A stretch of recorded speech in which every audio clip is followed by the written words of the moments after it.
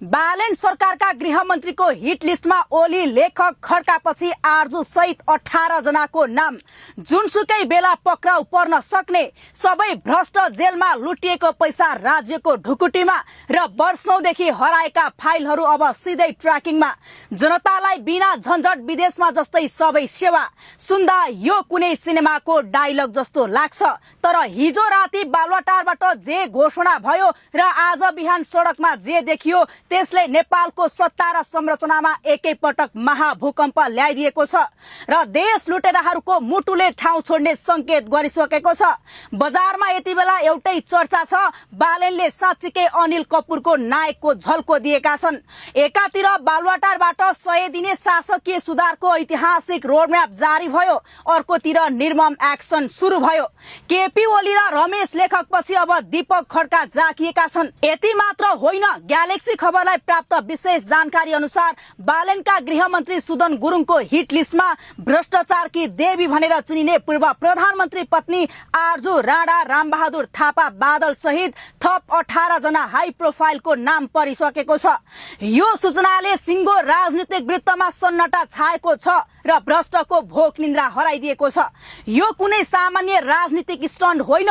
2082 फागुन 21 गतेको चुनाव र त्यसअघिको जेनजी आन्दोलनले स्थापित गरेको नयाँ सरकारले राज्य संयन्त्रको डीप क्लिनिङ सुरु गरेको छ। चैत्र 13 गते राति मन्त्री परिषदबाट पारित 100 बुँदे शासकीय सुधारको मास्टर प्लानले अब राज्यले नागरिकमाथि शासन होइन, सेवा गर्ने ग्यारेन्टी गरेको छ।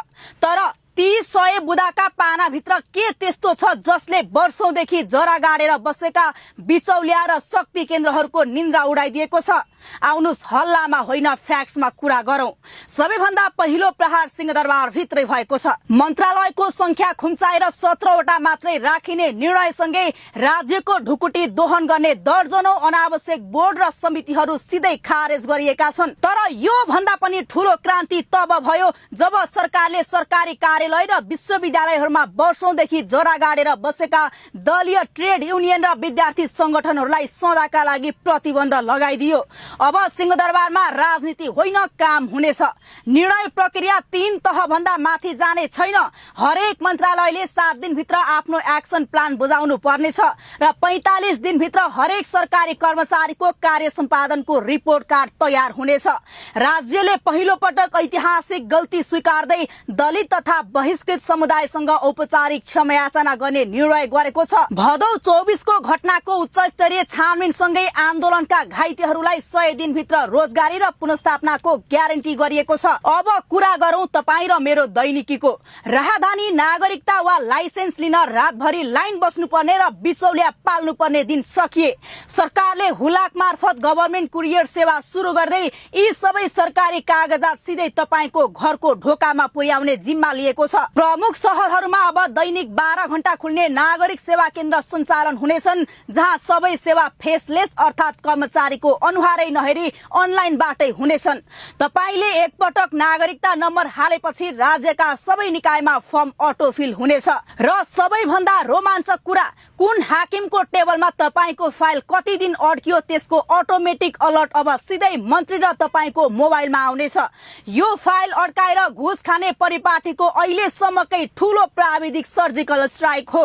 भ्रष्टाचार माथिको प्रहार यति निर्मम छ कि 2048 साल यताका सम्पूर्ण मन्त्री र उच्च पदस्थ कर्मचारीको सम्पत्ति छानबिन गर्ने निर्णयले पुराना पार्टीहरूमा रुवाबासी चलेको छ।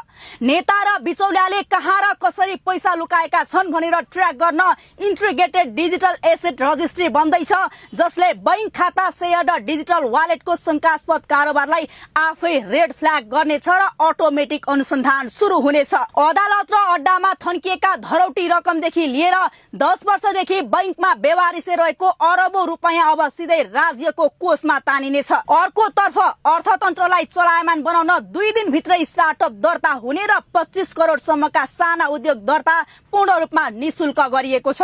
कृषकको हकमा यो सरकारले क्रान्ति नै गरेको छ। किसानले आफ्नो पसिनाको मूल्य अब बढीमा 25 दिनभित्र अनिवार्य पाउनेछन्। यदि व्यापारीले दिएनन् भने सरकारले आफै ब्याज सहित तिर्नेछ र दोषीलाई कारबाही गर्नेछ। शिक्षा र स्वास्थ्यमा पनि उस्तै उथलपुथल छ। कक्षा 5 सम्मको आन्तरिक परीक्षा खारेज गरेर बालबालिकालाई मानसिक दबावबाट मुक्त गरिँदैछ भने स्नातक तह पढ्न अब नागरिकताको पर्खाइमा बस्नुपर्ने छैन। निजी अस्पतालहरूले अब अनिवार्य रूपमा आफ्नो क्षमताको 10% शैय्या गरिब र विपन्नलाई निशुल्क दिनै पर्नेछ र यसको रियल टाइम ट्र्याकिङ हुनेछ। सरकारी अस्पतालमा सस्तो जेनेरिक फार्मेसी खुल्नेछन्। हरेक प्रदेशमा वन वार्ड र पहाडमा आपतकालीन एयर एम्बुलेन्स स्ट्यान्ड बाई रहनेछन्। महिलाहरूको सुरक्षित यात्राका लागि 7 प्रदेशमा 100 दिनभित्र निशुल्क ब्लू बस सञ्चालन हुँदैछ भने राइड सेयरिङ एप र सार्वजनिक यातायातमा प्रहरीसम्म सिधै जोडिने SOS बटन र CCTV अनिवार्य गरिएको छ। वर्षौंदेखि रुँदै सडकमा हिँडेका सहकारी पीडितको पैसा 100 दिनभित्रै फिर्ता गर्ने प्रक्रिया सुरु हुँदैछ। सुकुम्बासीलाई डिजिटल लगत लिएर जग्गा वा अपार्टमेन्ट दिने र बाल मन्दिर लगायत सम्पूर्ण कब्जा गरिएका सार्वजनिक जग्गामा डोजर चलाउने निर्णयले भूमाफियाहरूको मुटु कापेको छ। तर क्यामेरा र घोषणाहरूको पर्दा पछाडि जे भइरहेको छ त्यो झन् गम्भीर र खतरनाक छ। यी सबै निर्णयहरू कागजमा जति क्रान्तिकारी सुनिन्छन् यथार्थको धरातलमा त्यति नै चुनौतीपूर्ण छन्। एकै पटक 2048 साल यताका सबै नेताको सम्पत्ति छानबिन गर्ने, हाई प्रोफाइल गिरफ्तारी गर्ने र दलीय ट्रेड युनियन खारेज गर्ने निर्णयले सिङ्गो डीप स्टेट अर्थात् सत्ताको छायामा हुर्किएको अदृश्य शक्तिलाई घाइते बनाएको छ। माफिया, भ्रष्ट प्रशासक र पुराना राजनीतिक शक्तिहरू चुप लागेर बस्नेवाला छैनन्।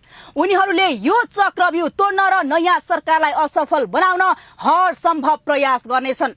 अर्कोतर्फ 25 दिनमा किसानलाई पैसा दिने, घर घरमा डेलिभरी गर्ने र निशुल्क स्वास्थ्य सेवा दिने यी महत्त्वाकांक्षी योजनाहरूका लागि खरबौंको बजेट कसरी म्यानेज हुन्छ? के जफत गरिएको सम्पत्ति र निष्क्रिय खाताको पैसाले मात्र यो धान्न सकिन्छ? यो त्यस्तो प्रश्न हो जसको चित्तबुझ्दो जवाब सरकारले अझै दिइसकेको छैन। हामी यति बेला इतिहासको एउटा अत्यन्तै संवेदनशील र रोमाञ्चक दोबाटोमा उभिएका छौं। जनताले सडकमा रगत बगाएर र ब्यालेटमा भोट हालेर आफ्नो जिम्मेवारी पूरा गरिसकेका छन्। अब अग्नि परीक्षा सिङ्गो सत्ता संयन्त्र र यो नयाँ नेतृत्वको हो। लोकतन्त्र भनेको चुनावमा भोट हाल्नु मात्र होइन, भोटको मूल्य र परिणाम खोज्नु पनि हो। बालेन सरकारले देखाएको यो नायक अवतारले नेपाली राजनीतिमा एउटा नयाँ मानक त खडा गरेको छ, तर के यो अदम्य साहस व्यवस्थापनको कठोर यथार्थमा टिक्न सक्ला? यदि यो 100 दिने मास्टर प्लान र भ्रष्टाचार विरोधी अपरेसन सफल भयो भने नेपाल साँच्चीकै एउटा नयाँ युगमा प्रवेश गर्नेछ जहाँ विधिको शासन हुनेछ। तर यदि यो पनि विगतका घोषणाहरू जस्तै पपुलिस्ट नारा र फाइलमै सीमित भयो भने जनताको राज्यप्रतिको बसे खुचेको आशा पनि सदाका लागि खरानी हुनेछ। अबको 100 दिनले यो देशको आगामी दशकौंको बाटो तय गर्नेछ। देश बन्ने प्रक्रिया सुरु भइसक्यो। अब पालो तपाईको। यो महाअभियानमा तपाईको साथ छ या शंका? निर्धक्कसँग आफ्नो विचार राख्नुहोला।